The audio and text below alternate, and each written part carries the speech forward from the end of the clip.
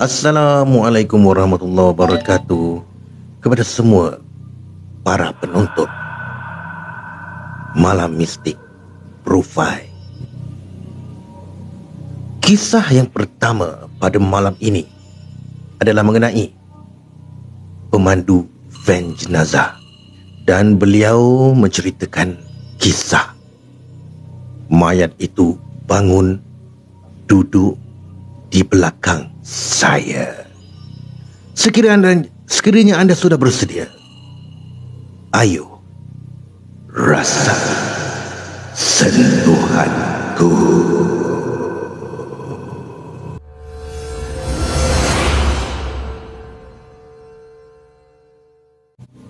Kisahnya berbunyi begini. Ketika sedang menyiapkan tugasan di pejabat, saya dikejutkan dengan panggilan telefon dari kerani di Jabatan Pentadbiran. Menurut beliau, seorang pekerja syarikat kami iaitu Razif yang terlantar sakit di hospital kerana mengidap kanser usus telah pun meninggal dunia. Innalillahi wa inna ilaihi raji'un. Mengikut kata kerani tersebut, saya ditugaskan menghantar jenazah tersebut ke kampung halamannya di utara tanah air. Setelah mengambil alamat lengkap saya meredah kesesakan menuju ke hospital Kuala Lumpur iaitu HKL. Biasanya jika urusan bedah siasat selesai, jenazah juga sudah dimandi dan dikafankan, saya akan bertanggungjawab untuk membawa jenazah pulang ke rumah keluarga tempat dikebumikan. Begitulah rutin saya selama memegang jawatan sebagai ahli majlis khairat dan kematian di syarikat tempat saya bertugas. Kebiasaannya, selepas menghantar jenazah, saya akan terus pulang. Tak pernah sekalipun saya bermalam walaupun destinasinya jauh, kerana keesokannya saya akan diberi cuti oleh majikan. Waktu tu bolehlah saya berehat dengan secukupnya sambil memandu. Wah, dia tengah memandulah. Fikiran saya ni mengelamun, terkenangkan arwah. Kalau nak diikutkan, nak diikutkan memang tidaklah begitu rapat dan mesra dengannya. Tambah pula kami berlainan jabatan. Kalau berjumpa atau bertembung pun hanya sesekali je. Itu pun jika dekat kantin. Berdasarkan pengamatan saya, arwah berusia lingkungan awal 50-an. Statusnya pula tidak saya ketahui kerana saya tidak pernah melihatnya bersama isteri ataupun anak-anak. Hampir setengah jam memandu, akhirnya saya sampai ke perkerangan rumah mayat HKL. Rakan-rakan pejabat dan saudara mara arwah sudah ramai membanjiri perkarangan bilik mayat HKL sekitar pukul 4 petang tadi. Kemudian barulah jenazah dibawa keluar dari bilik mayat dan seterusnya diusung ke dalam van. Kuat sangat ni muzik kan? Sekejap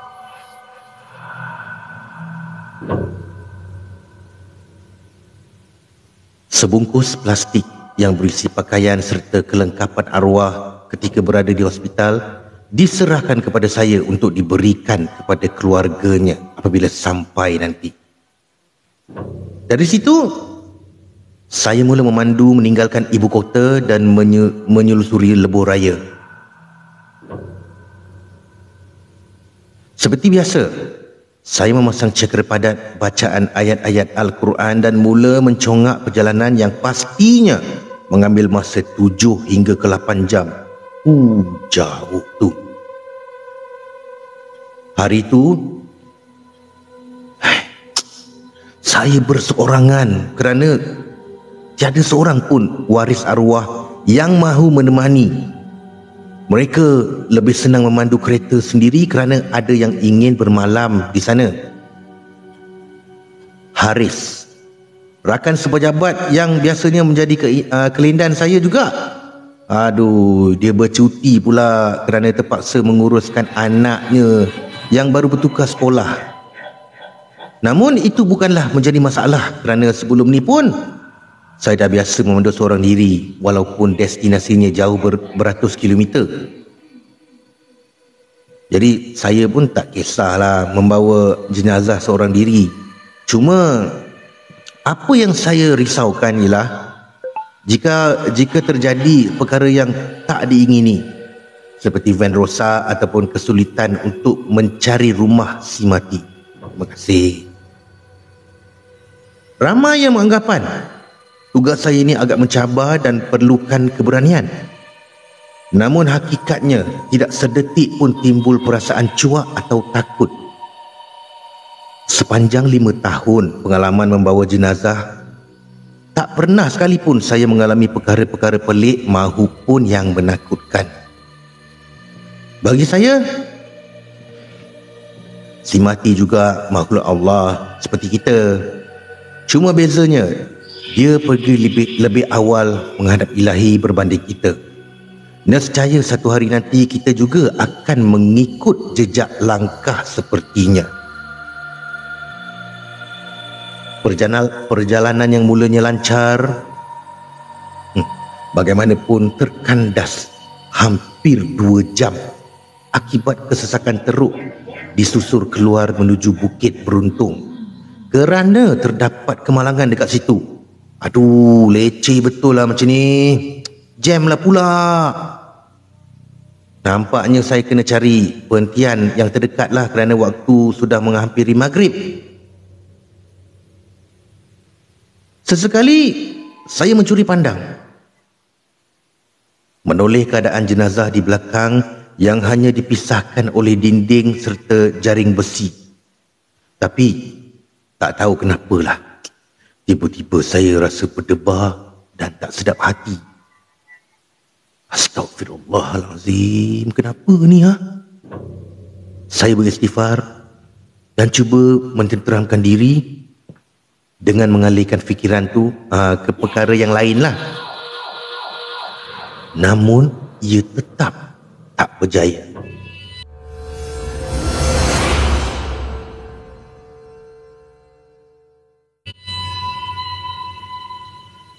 Selesai menunaikan solat maghrib di hentian Tanjung Malim, saya kembali meneruskan perjalanan. Hari semakin gelap. Sekali lagi, saya menelefon isteri dan anak-anak untuk menghilangkan rasa bosan. Assalamualaikum. Assalamualaikum. Yang, tengah buat apa tu Yang? Dah makan ke belum? Ya bang, anak-anak semua dah makan bang. Contoh. Hujan lebat mulai turun ketika saya melepasi susur keluar ke sungai. Dengan berhati-hati, saya memperlahankan kenderaan kerana sukar untuk melihat keadaan jalan. Petir dan kilat di luar saling sabung menyabung, menyebabkan suasana malam ketika itu amat tidak selesa. Tiba-tiba terdengar dentuman kuat di dalam kenderaan. Astagfirullahalazim. Apa tu bunyi itu kat belakang? Saya beristighfar sambil mengurut dada. Cepat-cepat saya pasang lampu kecemasan dan berhenti di bahu jalan. Nak keluar dari kenderaan memang agak berisiko kerana hujan masih lebat. Lagipun takut jika ada pemandu yang memandu laju merempuh saya nanti. Lantas, saya menjengah ke belakang memerhatikan keadaan jenazah. Jadi saya pun tengoklah. Saya lihat tak ada apa-apa perubahan. Keranda masih dalam keadaan elok. Habis, itu bunyi apa? Persoalan tu bermain dalam kepala. Fikiran saya mula merewang jauh memikirkan perkara yang bukan-bukan. Ya Allah, apa benda yang aku fikir ni? Lalu, saya pun mengambil keputusan meneruskan perjalanan. Saya cuba menenangkan perasaan sendiri. Ya Allah, Kau selamatkan aku, Ya Allah. Hujan yang menggila membuatkan penglihatan saya terbatas. Saya meneruskan pemanduan dengan berhati-hati sambil telinga khusyuk mendengar alunan bacaan ayat suci Al-Quran di radio. Saya kemudian memasuki hentian rehat Sungai Perak untuk solat Isyak. Sebaik memberhentikan kenderaan, saya terkejut apabila melihat keranda dalam kenderaan sudah terjatuh dan dari kedudukan asalnya. Penutupnya terbuka dan menampakkan sebahagian jenazah. Astaghfirullahalazim. Darah saya berderau. Puas saya mencongak. Bagaimana ianya boleh terjadi? Adakah akibat daripada dentuman kuat tadi berpunca dari keranda yang terjatuh ni? Ya betul. Tapi seingat saya, selepas bunyi itu, saya sempat meninjau ke belakang dan lihat keadaan jenazah masih elok seperti sedia kala. Sekarang keranda sudah terbalik. Soalnya, bila ia terbalik, sebab saya tak dengar pun bunyi benda jatuh. Satu lagi, tak ada lubang atau benda besar yang saya langgar hingga menyebabkan van jenazah yang saya bawa ni melantun dan keranda tersebut terbalik. Mustahil. Entahlah, bingung saya memikirkan. Dengan pantas saya membuka pintu belakang van dan membetulkan keadaan keranda serta jenazah seperti sedia kala. Jam menunjukkan angka 1 pagi ketika saya melalui susur keluar alur Star. Ketika berhenti membayar tol, sekali lagi saya berhadapan dengan perkara yang pelik.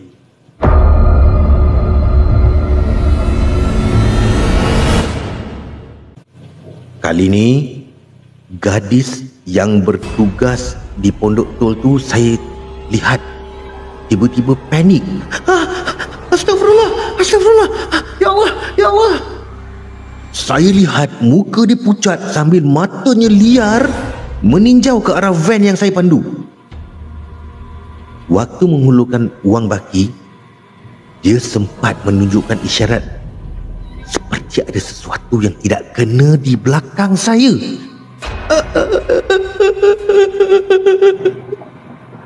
Saya pun tergamam. Tak mampu membalas apa yang dimaksudkan. Namun hati kecil pantas mengatakan pastinya ada sesuatu perkara yang tak baik sedang berlaku. Saya ambil duit baki dan terus memecut van yang dipandu.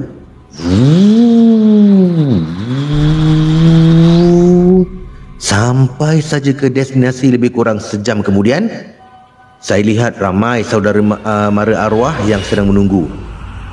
Setelah barang-barang arwah dan jenazah dibawa masuk ke dalam rumah, saya lantas meminta izin untuk pulang, walaupun ada di antara mereka yang menyuruh saya bermalam di situ kerana berasa kesian. Kesian melihat saya lah yang keletihan selepas menempuh perjalanan yang jauh. Jadi apabila menghampiri pondok tol untuk keluar ke lebuh raya, saya pun berhentikan kenderaan van di tepi jalan. Sejak tadi fikiran saya hanya tertumpu ke arah juruwang yang bertugas di tol. Saya ni benar-benar inginkan kepastian apa yang berlaku tadilah. Saya nak bertanya apa yang menyebabkan dia tiba-tiba menjadi pucat lesi dan tak selesa ketika saya mendengar membayar tol tadi. Lalu saya melangkah menuju ke pondok tol. Nasib saya baik kerana keadaan di situ agak lengang, memandangkan tiada sebuah pun kenderaan yang lalu. Assalamualaikum, sapa saya ketika menghampirinya. Waalaikumsalam, balasnya dengan suara terkejut sambil beralih memandang saya. Sekali imbas, saya perasan raut ketakutan masih lagi terpancar jelas di wajahnya. Lalu saya memperkenalkan diri dan menenangkannya. Setelah keadaan kembali normal, saya mula menyusun ayat bertanya tentang perkara yang berlaku sebentar tadi. Maaf cik, sebenarnya tadi saya memang takut sangat, katanya. Sampai tak mampu nak berkata apa-apa.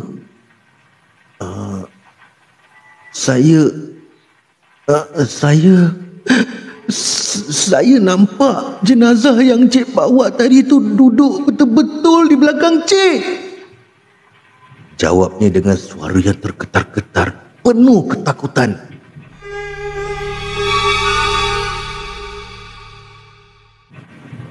Astagfirullahaladzim, betul ke? Saya terkedu. Tak semena-mena bulu roma di tengkuk saya tegak meremang. Astagfirullah. Lidah kelu dan tak mampu membalas kata-kata gadis tersebut. Saya tahu tidak mungkin dia berbohong atau sengaja mengada-ngadakan cerita. Nasib baik saya tak melihat apa yang disaksikan. Kalau tak, entahlah. Saya mengambil keputusan untuk meneruskan perjalanan. Sebaliknya, saya menumpang rehat di masjid berdekatan. Bagaimanapun, saya langsung tidak dapat melelapkan mata hingga ke pagi. Hanya selepas solat subuh, barulah saya berangkat pulang. Sekian, terima kasih.